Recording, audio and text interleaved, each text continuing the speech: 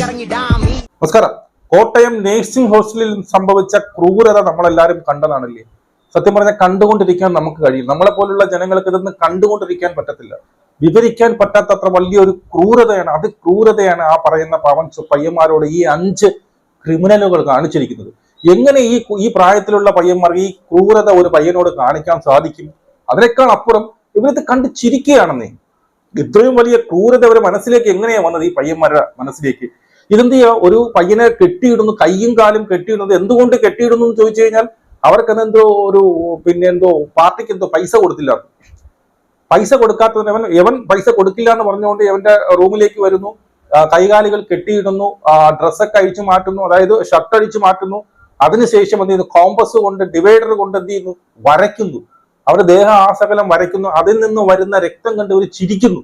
കൂട്ടത്തോടെ 5 ഈ ക്രിമിനലുകളും ഇരുന്ന് ചിരിക്കുകയാണ്. അതിന്റെ പുറത്ത് ലോഷൻ ഒഴിക്കുന്നു.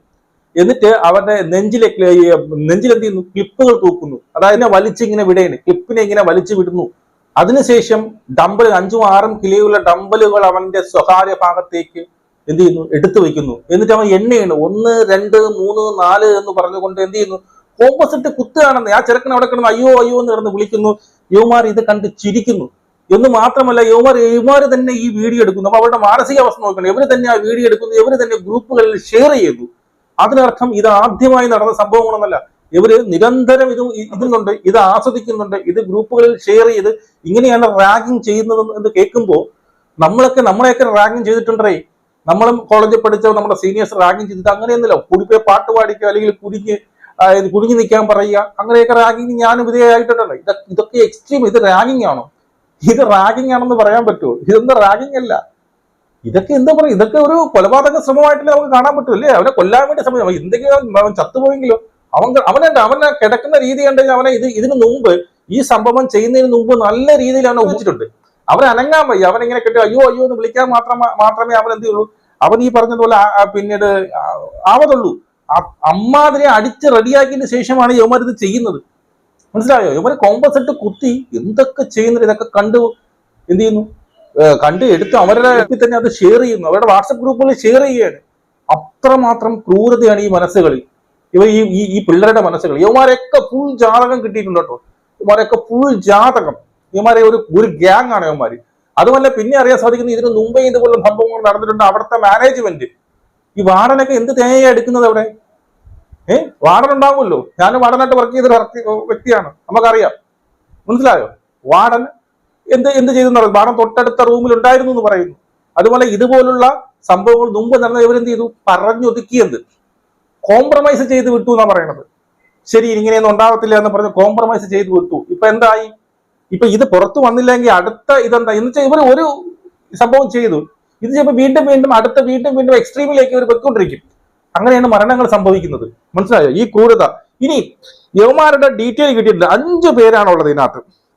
ഈ 5 പേര് ആരൊക്കെയെന്ന് ചോദിച്ചു കഴിഞ്ഞാല്, രാഹുൽ രാജ്, രണ്ടാമത്തെ സാമുവൽ, പിന്നെ ജീവ, റിജിൻജിത്ത്, പിന്നീട് വിവേക്. ഈ പറയുന്ന 5 പേരാണ് ഇതിനകത്തുള്ളത്. മനസ്സിലായോ? അവരുടെയൊക്കെ ഡീറ്റെയിൽ കിട്ടിയിട്ടുണ്ട്. ആ ഡീറ്റെയിൽ നമുക്ക് നോക്കാം. ഓക്കെ, ആദ്യം ഇതിനകത്ത് ഈ 5 പേരിൽ ഇതിനകത്ത് രണ്ടാം പ്രതിയാണ് ഈ പറയുന്ന രാഹുൽ രാജ്. ഇവനാണ് ഈ ഗ്യാങ്ങിലെ ലീഡർ. ഇവന്റെയൊക്കെ റീൽസ് കാണുമ്പോൾ ഇവനാണ് മുൻപന്തിയിൽ നിൽക്കുന്നത്. ഇവനാണ് ഈ കുറ്റകൃത്യത്തിന് മുൻപന്തിയിൽ നിന്ന് പ്ലാൻ ചെയ്തത് ഇവനാണെന്ന് പറഞ്ഞു. അവന്റെ റീല് കാണണം. അവന്റെ റീല് നമുക്ക് ആദ്യം കാണാം. അവനാണ് ഇതിലെ മെയിൻ കൈ. അവന്റെ ഇൻസ്റ്റാഗ്രാം ID എന്ന് പറയുന്നത് രാഹുൽ രാജ് കോമ്പയർ. കണ്ടോ? അവന്റെ കിണി കണ്ടോ? അവന്റെ പല്ലില്ലാത്ത ഇവനെയൊക്കെ പിടിച്ച് അവന്റെ മുടിയും വെട്ടി. കണ്ടോ? അവന്റെ ചിരി കണ്ടോ? ഇതാണ് ഇതിലെ മെയിൻ കണ്ണി. മനസ്സിലായല്ലോ? ഇവനാണ് ഇവന്മാരുടെ ലീഡർ. മനസ്സിലായോ? ഇനിയുണ്ട് ഇവന്മാരെ കുറെ കേസുകളുണ്ട്. ഇവന്മാര് ഈ ഹോസ്റ്റലിനകത്ത് വെച്ച് ഈ കാർത്തികേയൻ അന്ന് ഇവന്മാര് അവിടെ ഹോസ്റ്റലിന്റെ ഫ്രണ്ടിൽ നടത്തിയ കുറെ പരിപാടികളുണ്ട്. നിങ്ങൾ കണ്ടോണം. കണ്ടോ?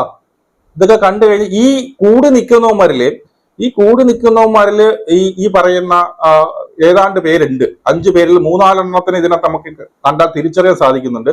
ഇവന്മാർ അതിനകത്ത് വിളക്ക് കൊളുത്തുകയും ഇതൊക്കെ എന്തൊക്കെ കണ്ടോ എടുത്തു വെക്കുക എന്തൊക്കെ ചെയ്യുന്നുണ്ട് ഇവന്മാർ ഇതിനകത്ത്. അതാണ് ഹോസ്റ്റല്. അതാണ് ഹോസ്റ്റല്. കണ്ടോ? അതോ ഇരിക്കുന്ന ഹോസ്റ്റല്. അതിനകത്താണ് ഇങ്ങനെ ചെയ്ത ചെറുക്കന്മാരാണ് ഈ പറയുന്ന കൊച്ചു ചെറുക്കനെ രാത്രി വന്നിട്ട് ഇതൊക്കെ ചെയ്തത്. മനസ്സിലായോ? വേറെ ഒന്നും കാണിച്ചത്. ഇതില് ഇവിടെ നിങ്ങൾ നോക്കിക്കണം, ഇതിനകത്ത് 24th ബാച്ച് എന്ന് എഴുതിയിട്ടുണ്ട്. 24th ബാച്ച് ഇതിനകത്ത് കുറെ പേരുകളുണ്ട്, നിങ്ങൾ കണ്ടോ? അതിനകത്ത് 1 2 3 4 5 6 പേരുടെ പേരുകൾ ഇതിനകത്ത് കുറിച്ചു വെച്ചിട്ടുണ്ട്. അതിനകത്ത് റിജിൽജിത്ത്, ഈ റിജിൽജിത്താണ് ആദ്യത്തെ പേര്. ഇത് ഈ ഒരു സംഭവത്തിൽ ആദ്യമേ ഇവരെ കൂട്ടം ഉണ്ടായിരുന്ന 5 പേരിൽ ഒരാളാണ് ഈ റിജിൽജിത്ത്. പിന്നെ പറയുന്ന അഭിനവ് എന്ന് പറയുന്ന ഒരുത്തനുണ്ട്, പക്ഷെ ഈ കേസിൽ അവൻ പെട്ടിട്ടില്ല. അടുത്തത് അർജുൻ, അവന് പെട്ടിട്ടില്ല. പിന്നെ വന്ന അതുലുമില്ല. പിന്നെയുള്ള താഴെയുള്ള 2 പേര് വിവേകും രാഹുൽ രാജും. ഈ 3 പേര്, ആദ്യത്തെ റിജിൽ രജിത്തും വിവേകും രാഹുലും, ഈ 3 പേരും ഈ സംഭവത്തിലുള്ളതാണ്. മനസ്സിലായോ? ഇവരുടെ ഗ്യാങ്, ഇവരൊരു ഗ്യാങ് ആണ്, ഇവർ ഗ്യാങ് ആയിട്ടാണ് ഈ സംഭവം നടക്കുന്നത്. അടുത്ത ഈ ചെറുക്കണ്ട ഇവരും ഈ 2 പയ്യന്മാരെ കണ്ടു കഴിഞ്ഞ പാവത്താമാരെ പോലെ ഇരിക്കുന്നത് കണ്ടോ? യൗമാരും ഇതിനകത്തുള്ളതാണ്. ഈ 2 പേരും. ഈ 2 പേരെന്ന് പറയുമ്പോൾ ഇതിൽ കാണുന്നതിൽ രണ്ടാമതിരിക്കുന്ന ഒരു പയ്യനും പിന്നീട് 4മതിരിക്കുന്ന പയ്യനുമാണ് ഈ മേളത്തെ ഫോട്ടോയിലുള്ളത്. മനസ്സിലായോ? പിന്നെ യവന്മാര് റോട്ടിൽ ഇറങ്ങിയ യവന്മാരെ തോന്നിവാസമാണ്. മനസ്സിലായോ? റോട്ടിൽ ഇറങ്ങി യവന്മാര് വെള്ളം ഒടിച്ച് ഫിറ്റ് ആയിക്കൊണ്ട് കണ്ട് വേണ്ട അട്ടഹാസമാണ്. അതിന്റെയും റീൽസ് ഒക്കെ നമുക്ക് കിട്ടിയിട്ടുണ്ട്, അത് നമുക്ക് നോക്കാം. ഇതാ കണ്ടോ, നാട് റോട്ടില് ഇതൊക്കെ പള്ളയും തന്തിയാനൊക്കെ എന്ത് ചെയ്യും? കണ്ടോ, ഒരേ അട്ടഹാസമാണ് ഇവന്മാര്. മനസ്സിലായോ? ഇവന്മാര് ഒരേ അട്ടഹാസമാണ്. ഇതാണ്ട ഈ ചെറുക്കൻ യവനുണ്ട്. ഇത് കണ്ട ഇതോ റീൽ സെറ്റിംഗ് ആയിട്ട് സാധനമാണ്. എവിടെ ഈ പറഞ്ഞ പോലെ വയ്യ എന്താ കിടന്നു അതിനെ എടുത്ത് റീൽ സെറ്റിംഗാണ്. മനസ്സിലായോ? അപ്പൊ ഇതൊക്കെയാണ് യവന്മാരെ പരിപാടിയിൽ. അപ്പൊ യവന്മാർ 5 പേരും ഒരു ഗ്യാങ്ങുകളാണ്. മനസ്സിലായോ? ഇവർ 5 ഒരു ഗ്യാങ് ആണ്. യവന്മാരും ഈ പറഞ്ഞതുപോലെ ആദ്യം ഇതിലെ ഈ എന്താണ് ഫസ്റ്റ് ഇയർ ആയിട്ട് വന്ന കുട്ടികളാണ്. അപ്പൊ ഇവർക്കറിയാം ഈ റാഗിങ് കാര്യം, ഇവരെ റാഗ് ചെയ്തിട്ടുണ്ട്. പക്ഷെ ഇവർ അതിന്റെ എക്സ്ട്രീമിൽ പോയി. ഇവരുടെ മാതാപിതാക്കളുടെ കേസ് ആലോചിച്ച് നോക്കൂ. മാതാപിതാക്കളെ കാണുമ്പോൾ സ്വന്തം വളർത്തിവിട്ട മക്കളാണ്. നിങ്ങളൊക്കെ വളർത്തിവിട്ട മക്കളാണ്. മറ്റുള്ള ഇതേപോലെ നിങ്ങളെ പോലുള്ള അച്ഛനും അമ്മയും ഉള്ള മറ്റൊരു മക്കളെ ഇവന്മാർ ചെയ്യുന്ന ക്രൂരത, നിങ്ങളുടെ മക്കളെയാണ് ഇങ്ങനെ ചെയ്തിരുന്നു നിങ്ങൾ സഹിക്കുമോ? നിങ്ങളെന്നല്ല ആരെങ്കിലും സഹിക്കുമോ? അത്രയ്ക്ക് കൊടും ക്രൂരതയല്ലേ ഇവന്മാർ ചെയ്തിരിക്കുന്നത്. ഇതൊന്നും അല്ല, ഇതിന്റെ അപ്പുറം ഇവന്മാർ ചെയ്തിട്ടുണ്ട്. ഇത് നമുക്ക് ലാസ്റ്റ് കിട്ടിയ ഇതിനൊക്കെ ചെയ്ത് അവൻ അവശ നിലയിൽ കിടന്നതിന് ശേഷം കിട്ടിയ സംഭവങ്ങളാണ് ഈ പറയുന്ന നമുക്ക് ഇപ്പൊ വെളിയിൽ വന്ന സംഭവം. അത് നിങ്ങൾ ബ്ലർ ചെയ്തായിരിക്കും നിങ്ങൾ കണ്ടിട്ടില്ല. ബ്ലർ ചെയ്യാതെ കാണണം. ആ സാധനം ബ്ലർ ചെയ്യാതെ കണ്ടു നോക്കി കഴിഞ്ഞാൽ സത്യം പറഞ്ഞാൽ കണ്ടുകൊണ്ടിരിക്കാൻ പറ്റില്ല. ഇവർ ഇങ്ങനെ ഇട്ട് കോമ്പോസിറ്റ് ഇങ്ങനെ കുത്തുക, അവൻ കിടന്ന് വിളിക്കുന്നു, കുത്തുമ്പോൾ അവൻ വിളിക്കുന്നു, രക്തം വരുമ്പോൾ ഇവർ ചിരിക്കുക.